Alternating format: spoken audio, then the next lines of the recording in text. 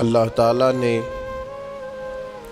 ہم پر یہ فضل فرمایا ہے کہ ہمیں اللہ نے عظمتوں والے محبوب عطا فرمائے۔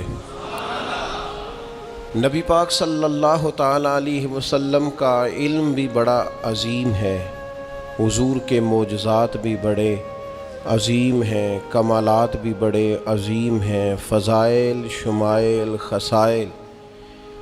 حضور کو اللہ تعالیٰ نے جس زاویے جس سمت سے عطا فرمایا ہے تو عظیم ہی بنایا ہے، لیکن قرآن مجید میں ارشاد فرمایا کہ وَإِنَّكَ لَعَلَىٰ خُلُقٍ عَظِيمٍ، محبوب بے شک آپ کے اخلاق بھی بڑے ہی عظیم ہیں، آپ عظیم خلق پر ہیں، عظیم اخلاق کے مالک ہیں۔ ایک ہوتی ہے خلق، ایک ہوتا ہے خلق۔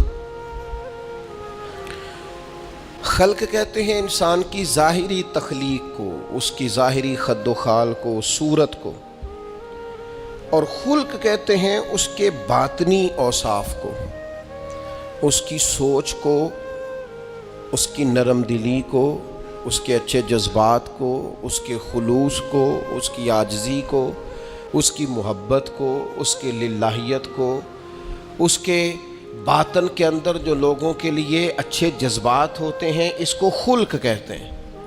اللہ تعالیٰ نے حضور کو جو خلق عطا فرمائے وہ بڑے ہی عظیم عطا فرمائے۔ نبی پاک علیہ الصلاۃ والسلام کے اخلاق کے اندر جو کمالات تھے وہ ذرا انفرادی تھے۔ ہمارا آج جو سب سے بڑا مسئلہ ہے وہ نہ اقتصادی ہے نہ معاشرتی ہے، ہمارا سب سے بڑا مسئلہ اخلاقی مسئلہ ہے۔ قومیں، ملتیں، قبیلے جب اخلاق چھوڑ جاتے ہیں اور جب وفاداری چھوڑ جاتے ہیں اور جب عظمت کردار چھوڑ جاتے ہیں تو وہ خود بخود بیک ہونے لگتے ہیں، وہ پیچھے ہٹنے لگتے ہیں۔ بہت سارے لوگ بام عروج پر ہوتے ہیں، آگے نکلتے ہیں، لیکن اپنی اخلاقی کمزوریوں کی وجہ سے وہ پستیوں کی طرف سفر شروع کر دیتے ہیں۔ انسان کے لیے سب سے زیادہ ضروری یہ ہوتا ہے کہ وہ اخلاقی مضبوطی اپنی طبیعت میں پیدا کرے۔ بہت سارے دوست لوگوں سے پیار کرتے ہیں لیکن بعد میں جب وہ ان کا اخلاقی رویہ دیکھتے ہیں تو خود بخود پیچھے ہٹ جاتے ہیں۔ ایک ہوتا ہے دوست کا ہونا، احباب کا ہونا، ایک اپنے قریبی لوگ بھی، بہن بھائی بھی اور اولاد بھی انسان کی اخلاقی کمزوریوں کی وجہ سے اس سے پیچھے ہو جاتی ہے۔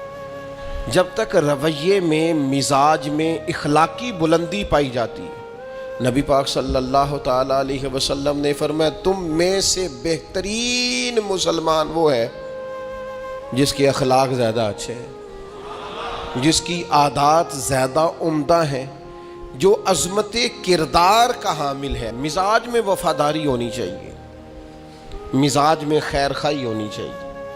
انسان بعض لوگوں کے لفظوں میں عاجزی ہوتی ہے، ویسے وہ عاجز نہیں ہوتے، ملتے بھی جھک کے ہیں، لیکن ویسے عاجز وہ کہتے ہیں میں نے شیشے میں اتار لیا ہے، میں تیز آدمی ہوں، دیکھا میں نے اس کو بھی قائل کر لیا ہے۔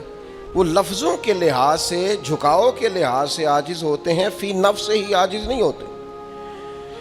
کچھ لوگ جملے کے لحاظ سے، اٹھنے بیٹھنے کے لحاظ سے، آؤ بھگت کے لحاظ سے خدمت گزار ہوتے ہیں، ویسے وہ خدمت گزار نہیں ہوتے۔ کچھ لوگ ایسے ہوتے ہیں جو اچھے جملے ترتیب دے کے کسی کو قائل تو کر لیتے ہیں، اس کو اپنی ہمدردی کا اظہار تو دلاتے ہیں، اشک شوئی تو کرتے ہیں، تسلی تشفی تو دیتے ہیں، ویسے خیر خواہ نہیں ہوتے۔ ویسے وہ بڑی اچھی دھیمی باتیں کر کے کہیں گے کہ یار کوئی مسئلہ نہیں، تو پریشان نہ ہو، تو ٹینشن نہ لے، میں تیرے ساتھ ہوں، پر نہیں نہ ساتھ ہوتے یار۔ زندگی میں وہ عجیب لمحہ تھا، وہ میرے ساتھ تھا پر میں تنہا تھا، ساتھ ہی تھا بندہ پر میں لوگوں کے ہجوم میں بھی اکیلا ہی تھا۔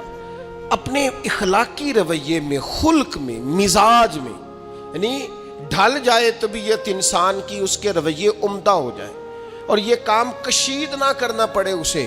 ہمارے علماء نے لکھا ہے خلق کا معنی یہ ہے کہ اچھے کام کرنے میں تکلیف نہ اٹھانی پڑے، خلق کا معنی یہ ہے کہ اچھے کام خود بخود بندے سے ہونے شروع ہو جائے، وہ خود بخود اچھے کاموں کی طرف اس کی طبیعت مائل ہو جائے، توجہ ہو جائے اس کی، اس کا مزاج بن جائے۔ یہ کب ہوتا ہے؟ کس وقت ممکن ہوتا ہے؟ جب آپ ہر وقت کی اخلاقی بلندی حاصل کرتے ہیں۔ نبی پاک صلی اللہ تعالی علیہ وآلہ وسلم کا ایک طریقہ تھا کہ حضور کے مزاج میں اخلاق۔ بعض لوگ ایسے ہوتے ہیں جو بعض اوقات ایسی حرکت کرتے ہیں، ہوتے ہیں لوگ جو ایسی حرکت کرتے ہیں کہ سخت رد عمل کی ضرورت ہوتی ہے۔ بندے کا دل کرتا ہے نرا ڈانٹے نہ، ڈنڈا بھی پکڑ لے، کرتے ہیں بعض اوقات بعض دوست ایسے کام۔ اور پھر ایک اور بڑا خطرناک رویہ ہوتا ہے۔ آپ کو پتہ ہے اسلام نے سب سے زیادہ ناپسند کسے کیا؟ غیبت کو۔ آپ کسی کے خلاف، کسی کے قبیلے گھر کے خلاف کسی کونے میں کھڑے ہو کے بات کریں، پہنچانے والے پہنچا دیتے ہیں۔ جو مزے لے کے سنتا ہے وہ مزے لے کے پہنچاتا بھی ہے، یہ پکی بات ہے۔ جس نے آپ کو ٹائم دیا نا سننے کا، وہ باز نہیں آئے گا، وہ پہنچائے گا بھی۔ آپ کی اخلاقی کمزوری نظر آ جائے گی، واضح ہو جائے گی۔ آپ سامنے والے، اچھا کچھ لوگ وزادار ہوتے ہیں، انہیں پتہ چل جاتا ہے بندہ ٹھیک نہیں، لیکن پھر بھی وہ قبول کریں تو اس کا مطلب ہے وہ بندہ اعلیٰ ظرف ہے جس نے رکھا ہوا ہے۔ تو یہ سمجھتے میں چلاک ہوں، میں اپنی تیزی کے ساتھ گزارا کر رہا ہوں، وہ اعلیٰ ظرف ہے جس نے اتنا کچھ پتہ ہونے کے باوجود بھی تیرے لیے کوئی لفظ، وہ بندہ با اخلاق ہے، با مروت ہے، وزادار ہے، وفادار ہے۔ تو میرے عزیز اس پر آپ نے زیادہ غور کرنی ہے کہ اگر کوئی آدمی گر رہا ہو تو گرتی دیوار کو دھکا نہیں دینا، اسے سنبھالنا ہے۔ اس شخص کو وہ یار حالات ہو جاتے ہیں اوپر نیچے، انسان کمزور پڑ جاتے ہیں۔ راہ چلتے چلتے کئی دفعہ گاڑی کا صرف پیٹرول ہی ختم نہیں ہوتا، جو مفت میں پانی ملتا ہے کئی جگہوں پہ وہ بھی ختم ہو جاتا ہے، اور قریب قریب اس کی بھی کوئی شناخت نہیں ہوتی۔ کئی دفعہ صرف اور صرف پیٹرول کا مسئلہ ہی نہیں ہوتا، وہ جو 20 روپے میں ہوا ٹائر میں بھری جاتی ہے کئی جگہوں پہ وہ بھی نہیں ملتی۔ تو تسلی کے لیے اخلاقی رویہ یہ ہونا چاہیے کہ اگر کوئی بندہ کہیں کمزور پڑ رہا ہے، گر رہا ہے، تو اس کی اس کمزوری پر اسے تھاما جائے، اس کی حوصلہ افزائی کی جائے، تسلی دی جائے۔ لیکن ہمارا یہ ماحول نہیں ہوتا۔ میں اکثر کہتا ہوں دوستوں سے کہ جو آدمی اپنے گھر کی تیسری منزل شروع کرتا ہے نا، تیسرا لینٹر ڈالتا ہے، اسے سارے جا کے بھائیا کو کم ہو جاتے دسی، بھائی ہونے کیوں دسنا ہے، مالدار آدمی ہے تیسرا لینٹر ڈال رہا ہے۔ لیکن وہ بیچارہ غریب آدمی جو بالے ڈال رہا ہے اور لکڑی کی چھت ڈال رہا ہے، وہ اگر کسی سے جا کے کہتا ہے نا تھوڑی امداد کرا دے میرا کام رک گیا، تو کہتے ہیں آپ نے پہلے بتانا تھا، آپ تو نہیں نا، مطلب وہ تو بڑی پرانی بات تھی، وہ تو میں نے بانٹ دیا، رمضان میں بڑا کر دیا، فلانی جگہ بڑا۔ یہ لہجہ درست، یہ اخلاقی رویہ نہیں۔ درد دل اور چیز کا نام ہے، خیر خائی اور چیز کا نام ہے۔ وہ کسی نے کہا تھا کہ پلا کر گرانا تو سب کو آتا ہے، مزہ تو تب ہے کہ گرتوں کو تھام لے ساکی۔ کوئی گر رہا ہو اس کا بازو پکڑنا، اس میں مزہ ہے، اس میں لطافت ہے، اس میں حسن ہے۔ اور ایک دوسرا اخلاقی رویہ جس کی بہت زیادہ ضرورت ہے، جو ہمارے زیادہ ساتھ ہوتے ہیں نا، غلطیاں بھی انہوں نے ہی کرنی ہوتی ہیں، جو آپ کے ساتھ نہیں انہیں آپ کو معاف بھی نہیں کرنا پڑتا۔ معاف کسے کرنا پڑتا ہے؟ جو اپنے، معاف کسے کرنا پڑتا ہے؟ اپنے خادم کو۔ اگر آپ آفیسر ہیں تو اپنے ملازم کو۔ معاف کسے کرنا پڑتا ہے؟ اپنے بہن بھائیوں کو، رشتہ داروں کو، اہل خانہ کو۔ معاف کسے کرنا پڑتا ہے؟ اپنے شاگردوں کو، ارادت مندوں کو، دوست احباب کو، اپنوں کو معاف کرنا ہوتا ہے۔ کسی کے ساتھ آپ کا لین، کئی دفعہ دوست آ جاتے ہیں، میں عمرے پہ جا رہا ہوں، کوئی غلطی ہوئی تو معاف کر دینا، تو میں کہتا ہوں مجھ سے آپ کیا معافی مانگیں گے، آپ ادب سے مل کے چلے جاتے ہیں۔ جن کے ساتھ آپ کا اٹھنا بیٹھنا ہے ان سے معافی مانگیں۔ جو زیادہ قریب رہیں گے غلطیاں بھی تو وہی کریں گے نا، جو روز مانتے ہیں، کسی وقت سستی بھی دکھاتے ہیں۔ تو معاف تو کرنا ہوتا ہے اپنوں کو۔ ایک خاص بات کروں آپ سے، بیٹیوں کو معاف نہیں کرنا پڑتا، معاف بہو کو کرنا پڑتا ہے۔ کر کے تو دیکھو نا یار، ایک معیار ہے بیٹی کے لیے، وہ بیاہ کے کسی جگہ گئی ہے، اس کی شکایت آئی ہے، تو ہمارا جواب یہ ہے کہ ابھی بچی ہے، سیکھتے سیکھتے سیکھ جائے گی۔ یہ جواب بنائیں بہو کے لیے۔ اگر وہ غلطی کرے، اس کی ساس شکایت کرے، اس کا خاوند شکایت کرے، تو یہ بہو کے لیے بولیں کہ ابھی بچی ہے، سیکھتے سیکھتے، یہ بہو کے لیے بات کریں کہ بچی ہے، سیکھتے سیکھتے یہ بہو کے لیے ضرورت ہے اس کی، بیٹی کے لیے تو اس کی ضرورت، بیٹی غلطی کرے تو اس کے وکیل بن جاتے ہیں. ساری زندگی ساس سسر اپنی بیٹی کے وکیل رہتے ہیں اور اپنی بہو کے جج بنے رہتے ہیں. اس کے لیے فیصلے سناتے ہو، اس کی وکالت کرتے ہو، یہ بیٹی نہیں کسی کی، اس کے جج بن گئے ہو، اس کے حق میں فیصلوں کا اعلان ہے، اس کے لیے وکالتوں کا اعلان ہے. چھ معنی دار مسلمان کا یہ اخلاقی رویہ نہیں ہوتا. نبی پاک علیہ الصلوۃ والسلام نے ہمیں سبق دیا ہے جو قریب رہنے والے ہیں انہیں تو معاف کرنا ہے، دوسرے کو تو معاف کرنا ہی نہیں پڑتا. اپنوں کو ہی تو معافی کی ضرورت ہوتی ہے چونکہ اپنوں نے ساتھ رہنا ہے. حضرت انس بن مالک رضی اللہ تعالیٰ عنہ یہ بڑے خوش نصیب خوش بخت انسان ہیں. کہتے میری اماں خود مجھے حضور کی بارگاہ میں چھوڑ گئی تھی کہ یا رسول اللہ یہ آپ کی خدمت کرے گا. کہتے میں نے 10 سال حضور کی نوکری کی ہے، نبی پاک نے کبھی اوف بھی نہیں کہا. بلکہ بخاری مسلم میں ایک انوکھی بات موجود ہے. فرماتے ہیں مجھے ایک دن حضور نے فرمایا جا یہ کام کر کے آ.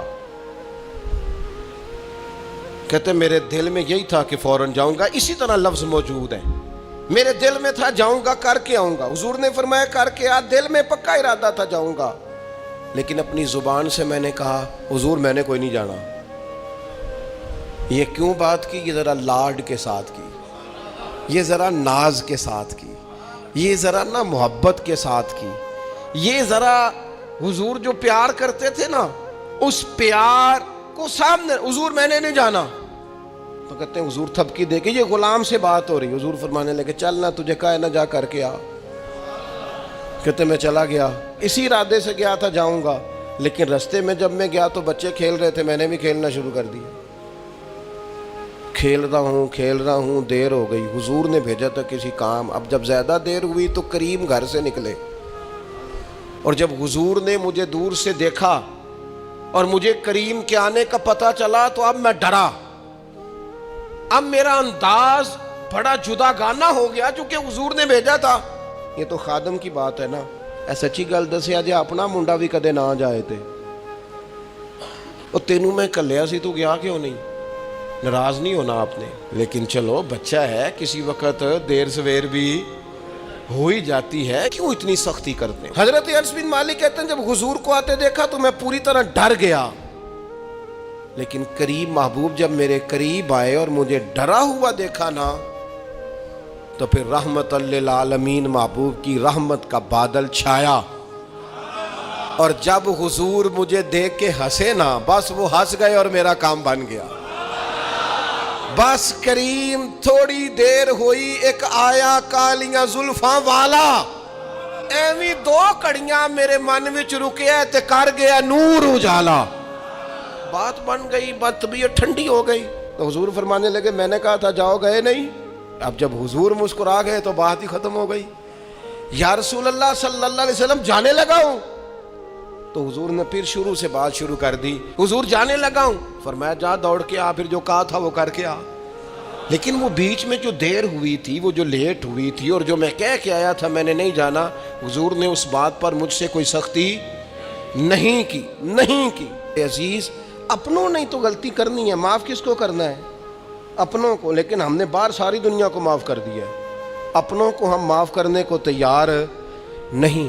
اپنوں کو معاف کرنا ہے، اپنوں سے درگزر. اور پھر آپ اگر کوئی دینی تعارف رکھتے ہیں، آپ نمازی ہیں، آپ حاجی صاحب ہیں، آپ بزرگ ہیں، آپ شیخ ہیں، تو پھر تو آپ کے اخلاق میں اور زیادہ وسعت ہونی چاہیے.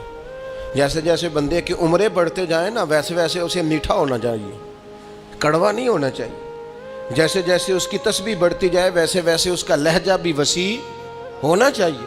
اس کے مزاج کے اندر دینی اگر آپ تعارف رکھتے ہیں تو پھر تو آپ کو، میں آپ سے عرض کروں، میں کئی دفعہ دوستوں سے شکوہ کرتا ہوں، میں کہتا ہوں یار ہم تو جو کہنا چاہتے ہیں وہ بھی نہیں کہہ سکتے. ہم تو سونا چاہتے ہیں، ڈھب سے سو نہیں سکتے، ڈھونڈتے پھرتے ہیں جگہ ملے کوئی آرام کرنے کو. کیوں؟ اس لیے کہ دینی تعارف رکھتے ہیں. آپ نے وہ دعویٰ ہی نہیں کرنا تھا یہاں تے چٹی چادر لا دے نا کڑیے تے پین فقیران دی لوئی، چٹی چادر تے پھر داغ لگیندا ہی تے لوئی نو داغ نہ کوئی. جب آپ کا دعویٰ ہے کہ ہم نے کام کرنا ہے اور بڑی اوپر والی سطح پہ کرنا ہے تو پھر آپ آرام ڈھونڈتے پھریں، پھر آپ قرار ڈھونڈتے پھریں، تو یہ تو دو باتیں ہو گئی۔ ایک بات کرنی پڑے گی، دینی تعارف رکھنے والے آدمی نے اگر اس نے دین سکھانا ہے اپنے بچوں کو، اپنے گھر والوں کو، تو حسن اخلاق سے سکھائے گا۔ وہ اگر ڈنڈا پکڑ لے ہر وقت، سختی بھی کریں جہاں ضرورت ہو، لیکن اگر اس کا لہجہ ہی ہمیشہ کے لیے تلخ ہو جائے گا تو وہ کبھی بھی دین سکھانے میں کامیاب۔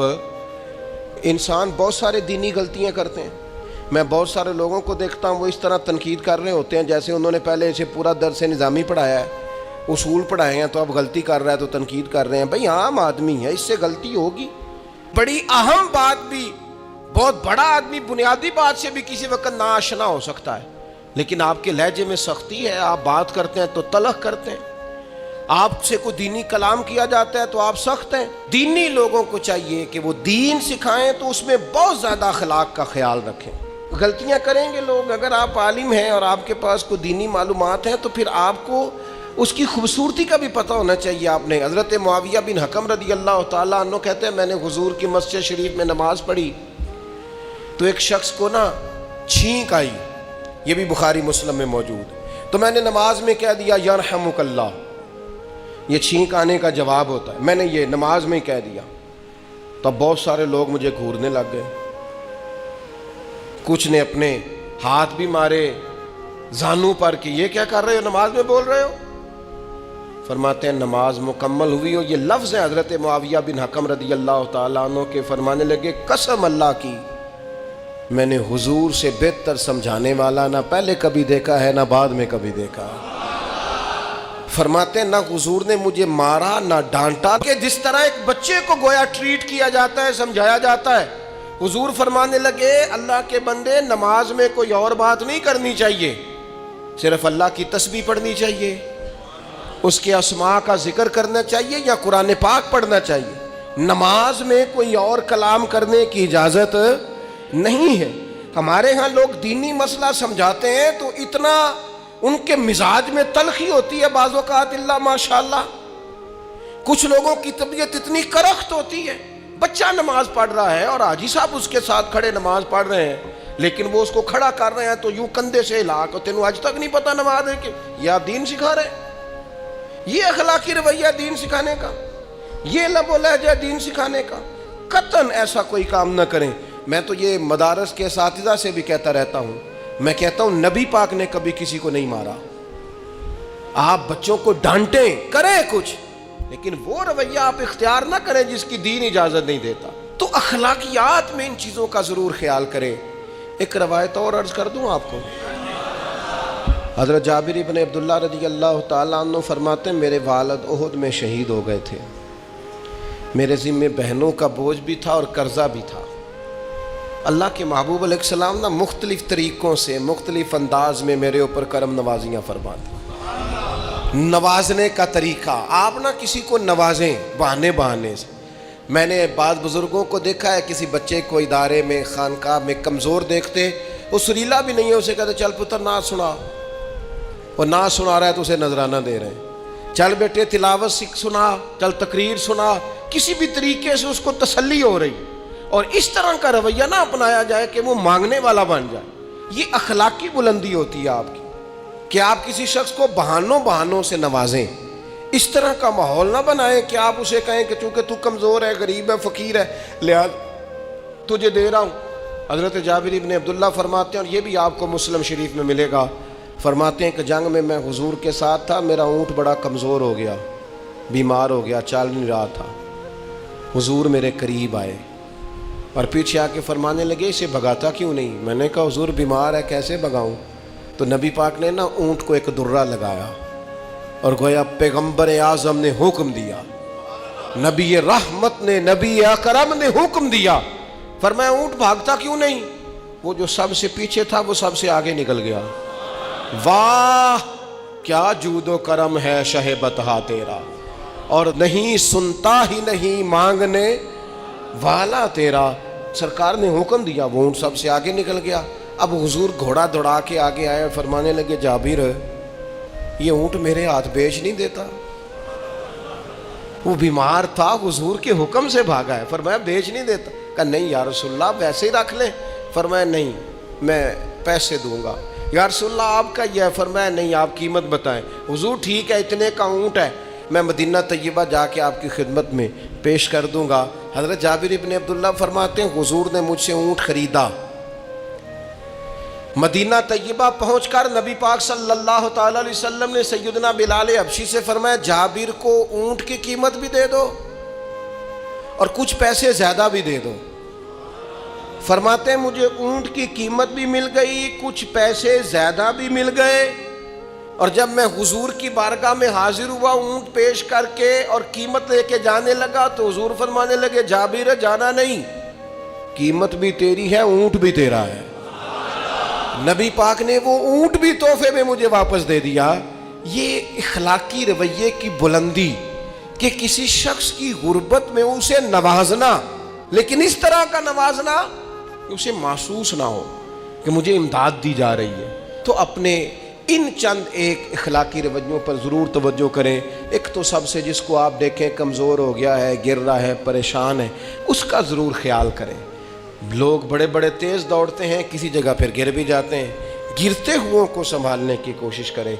दूसरी गुजारिश ये की है मेरे अजीज़, जो हमारे करीबी लोग हैं उन्हें तो हमने माफ़ करना है, अपनों को ही तो ज़रूरत होती है कि दरगुजर करके अपने साथ रखा जाए, प्यार करके अपने करीब किया जाए। और तीसरी गुजारिश ये है कि अगर आप किसी को दीनी पैगाम देना चाहते हैं तो नहायत मोहब्बत के साथ, नहायत खुलूस के साथ दीनी मसला आप किसी को भी बताएं तो उसे छोटा बच्चा समझकर आप डील करें। शिद्दत ना इख्तियार करें दीन बताने में, वो लहजा इख्तियार ना करें जिस लहजे में महसूस हो कि आप खुद बाअखलाक नहीं है तो आप किसी को क्या समझाएंगे।